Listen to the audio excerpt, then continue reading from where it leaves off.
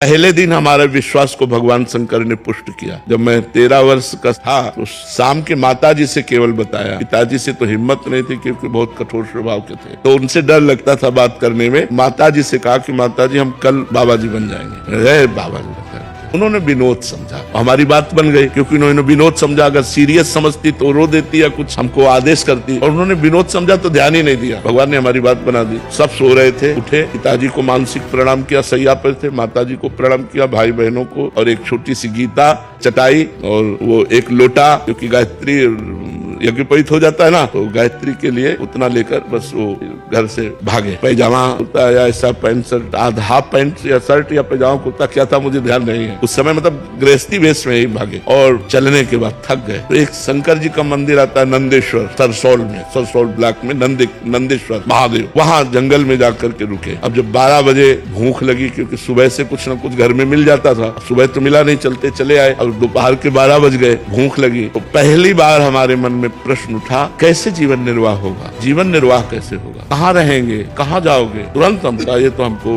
परास्त कर देगा प्रश्न। तुरंत उनका भगवान जैसे रखेंगे, हम भूखों मर जाएंगे लेकिन घर नहीं जाएंगे, हर कष्ट सहेंगे। इतने में एक आदमी आ गया, हमारे विश्वास को भगवान ने तुरंत पुष्ट किया। एक आदमी आ गया, उसने कहा बच्चा यहाँ एक सूर स्वामी रहते थे, जानते हो क्या? तो हम कहा हम यहाँ नए आए, हम जानते किसी को नहीं। कमंडल खोला, 1 लीटर दही होगा, मीठा दही, गांव के दूध गड़वा का लाल लाल दही, लाल रंग का हो गया। बोला तुम पी लो, अब हम वापस नहीं ले जाएंगे, उनके लिए लाए थे, वो है नहीं तो आप पी लो। वो संत कहीं चले गए होंगे, हमें सब कुछ लगे। हम कहा हम क्यों पी ले?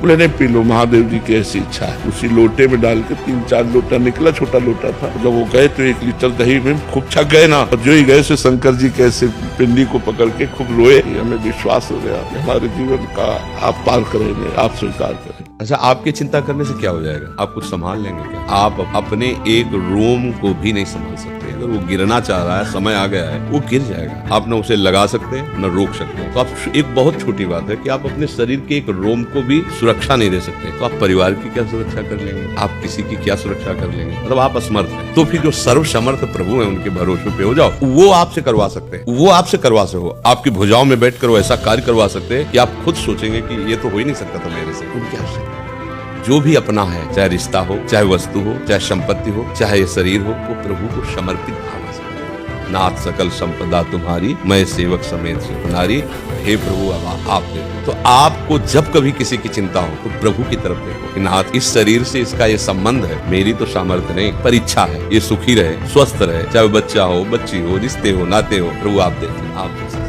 बस अपना काम इतना है। हो सकता है हमारे मन की बात, मान लो आप हमसे जुड़े, अभी आपको दुखी देखें तो हम आपसे थोड़ी कहेंगे, हम तो श्री जी से कहेंगे, श्री जी ठीक है जैसे भी है, पर है तो आपके ना, अब आप संभाल लो, आप ऐसे आप भी जो आपसे जुड़े हैं, जहाँ आपका मन जुड़ा है, तो आप उनकी सारी की सारी चिंता इनके चरण प्रभु आप देखो, वो सब संभाल प्रभु, सब विश्वास करो, वो सब। प्रणत कुटुंब पाल रघुराई, गोस्वामी तुलसीदास जी कहते हैं, शरणागत के, प्रणत माने शरणागत के परिवार को भगवान पालो, कुटुंब पाल, चिंता न करो, चिंतन करो, भजन करो, उसी से सब ठीक हो जाएगा। भक्ति क्या है? पूजा करना, परोपकार करना, तीर्थ दान पुण्य करना। महाराज जी, आखिर कलयुग में भक्ति का स्वरूप क्या है? स्मरण, भगवान का स्मरण करना। देवर्षि नारद जी से पूछा गया भक्ति का स्वरूप क्या है, तो देवर्षि नारद जी भक्ति के आचार्य, उन्होंने कहा तदर्पिता अखिलाचारिता तद विस्मरणेन परम व्याकुलते थी। जितने भी कर्म किए जाए वो भगवान के लिए किए जाए, कृष्णार्पणमस्तु, और एक क्षण के लिए भी भगवान के सुमिरन का तार न टूटे, इसी का नाम भक्ति है। अखंड स्मृति और सर्व कर्म समर्पण, इसका नाम भक्ति है। जितने भी कर्म हो उस भगवान को समर्पित कर दिए जाए, और हर समय उठते बैठते चलते फिरते भगवान नाम चल रहा है, इसी का नाम भक्ति।